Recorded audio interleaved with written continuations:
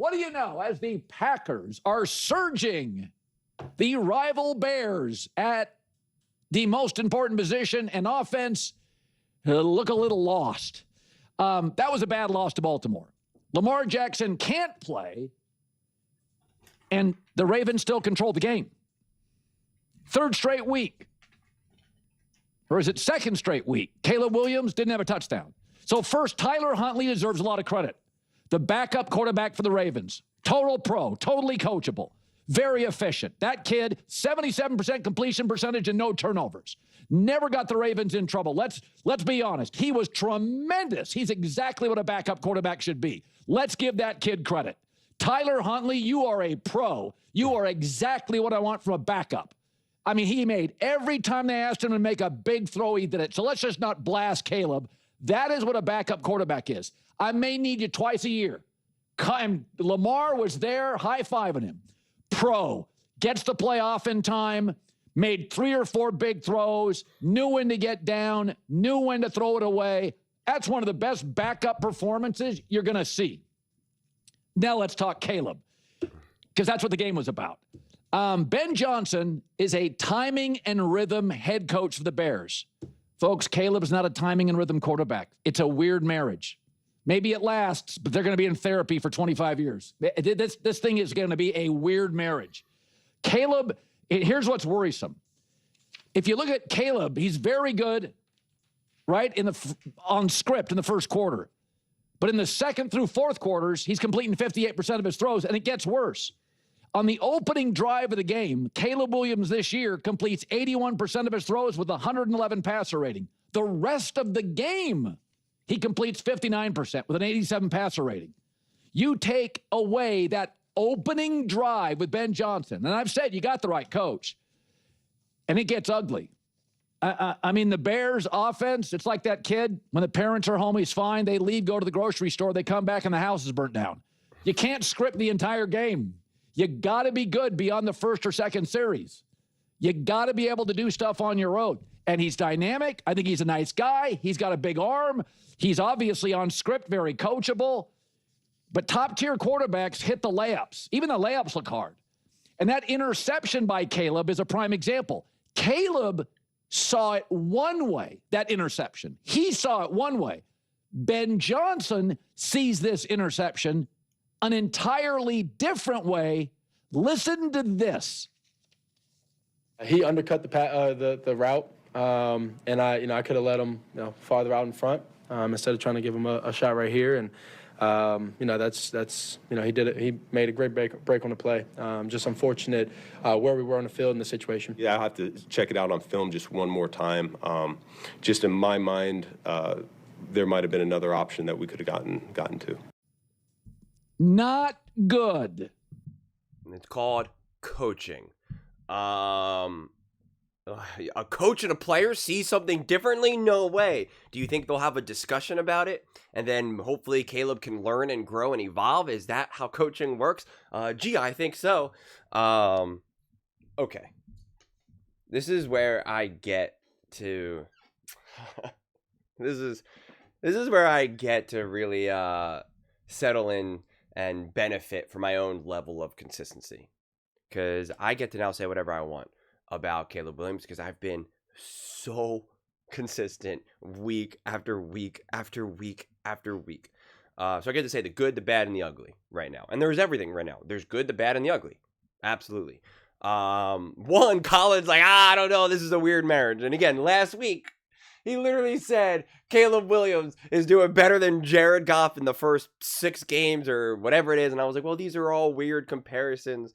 And so it's just so all over the place. This was definitely a bad loss. No way around that. This was a really tough loss. And the backup quarterback, arguably like a third string quarterback, maybe a second stringer, for the Ravens, was the better quarterback than Caleb Williams. And sometimes that happens, especially when you're going up against a true veteran, someone who's been in the NFL for a bit of time. That's just the reality. This was not a great game by Caleb Williams. Was missing some throws. He makes some really great plays at times, but then he also misses a lot as well, and that is that level of inconsistency. And that interception was obviously brutal, right? Was obviously brutal. Now, the first half stats versus like the second half, or the first quarter versus the rest, as Colin was kind of highlighting, that is a real thing. And I specifically talked about that going into this season. You have the opening drive and the rest of the game. And I said specifically, I know Caleb will be great on these scripted plays with Ben Johnson. Ben Johnson is brilliant at play calling and play designing. And of course, going to be the scripted plays. And Caleb Williams is going to be a good enough quarterback to be able to execute that.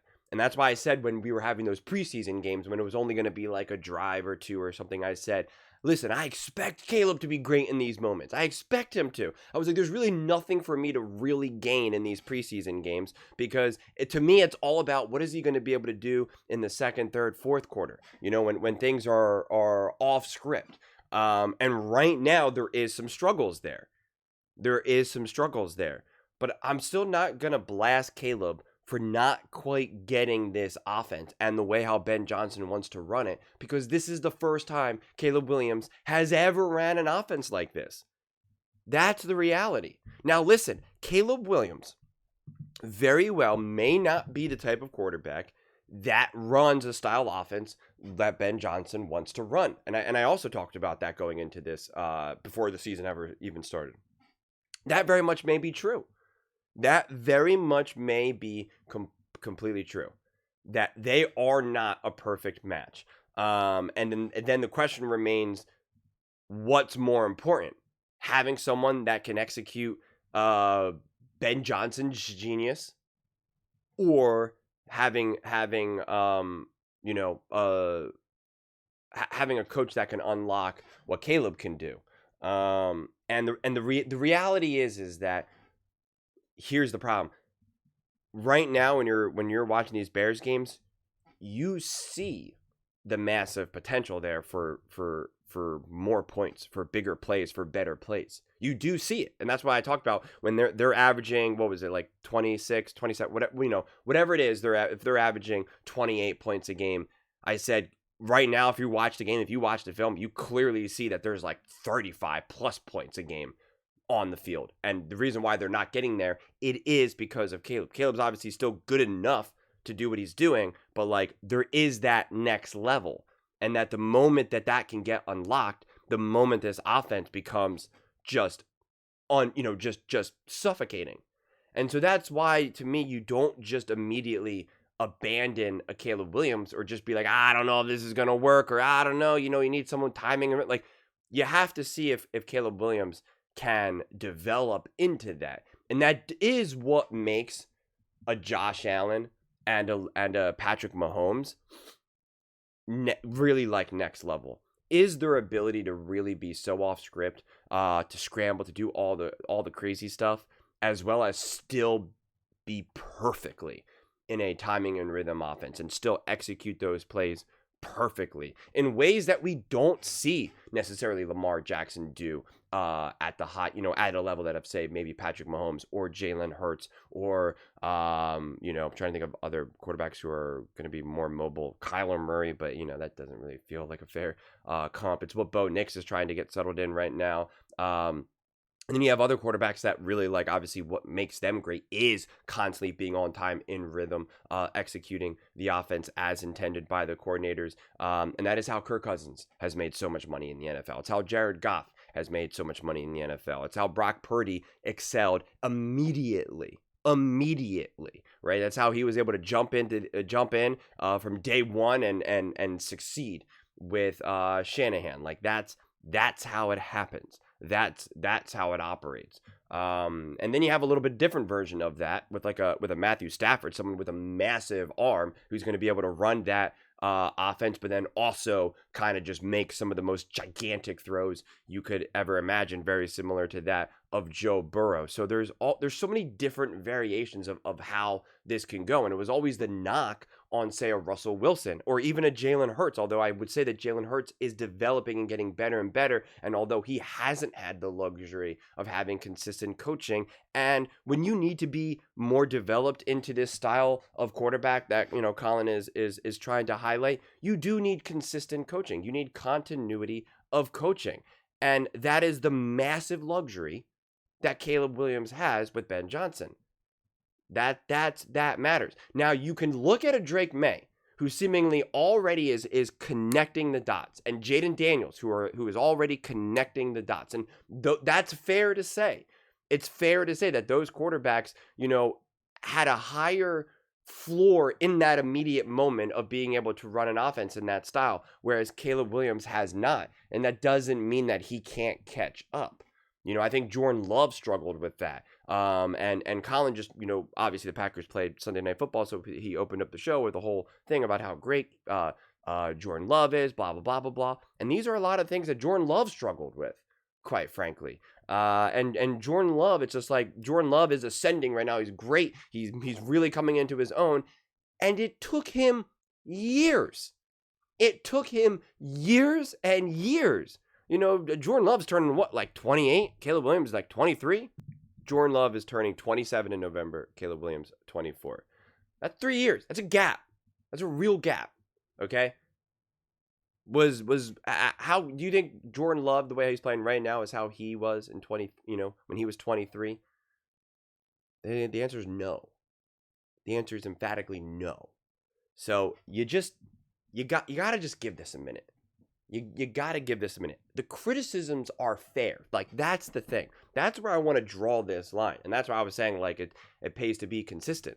Because you can criticize and praise. And that's why when there was times that we were getting, like, really inflated praise, I was like, yeah, that was nice. That was good. But, like, also, let's chill. That's why I said, in that Cowboys game, I was like, those are the types of plays that I expect Caleb Williams to be able to do. So I'm not going to, jump on here and say, see, guys, I told you this was going to work. But then also when there's struggles, I'm also not going to be like, see, guys, I told you he was going to struggle. It's always been an in-between thing with Caleb right now. So the criticisms are fair, 100%. And that's why I said that this offense currently, Caleb is holding it back. But I keep emphasizing that that's okay. That's okay. And like pointing out, and it's actually perfect that Colin pointed out the whole thing with Ben Johnson, how Caleb saw it one way and Ben Johnson saw it another way. And that's actually so perfect because Colin's like, that's not good. And it's like, yes, it is. It shows that Caleb Williams is going to still learn and grow and evolve. Now, if it was after practice, if we were having this conversation on Wednesday or something, or Thursday, after Ben Johnson and Caleb Williams clearly got together, and Caleb Williams said that, and Ben Johnson said that, then yeah, that's a problem. Then that is a legitimate problem, because then that is Caleb Williams essentially rejecting what Ben Johnson is coaching him and telling him and showing him. Then that would be a problem. Then we would have some concerns. The only saving grace would be, Caleb's not great at the mic, and he was just kind of saying whatever. He got a little tongue-tied or something. But no, this was like immediate. And so it was like, yeah, they're seeing it differently right now. That's fine. Then they're going to come together, and Ben Johnson is going to be like, look at this. He's going to ask, what did you see here? Why did you throw that ball right there? And Caleb's going to be like, oh, well, blah, blah, blah, blah, blah, blah, blah. And Ben Johnson's like, no. Look, this was the play, not here. Nothing to do with it. This is the play. This is where we needed you to go with the ball. Or Caleb Williams, dare I says, gets a closer look and gets a better view, and he sees it right away. He goes, oh, I didn't realize that. And Ben Johnson's like, see? Yeah. I was going to point that out to you. Good. You saw it now. Why do you think you didn't see it in that moment? What was the problem here? And again, I'm not going to act like I was poring over the film of that specific play. I'm not Ben Johnson. I'm not Caleb Williams. Doesn't matter to me at that point. But their interactions do. So I actually think it's perfect that Colin highlighted that specifically right there. Because that literally, in a big red circle around both those guys, is coaching. It's literally coaching. You get to see it. A coach and a player not on the same page after something happens. And then they discuss. Then they learn. Then they grow. Caleb says, this is what I saw. Ben John's like, this is what I saw. And they talk. And they learn. And they grow. Shocking. I know. It's almost like coaching is a complicated layer relationship between two people. It's crazy.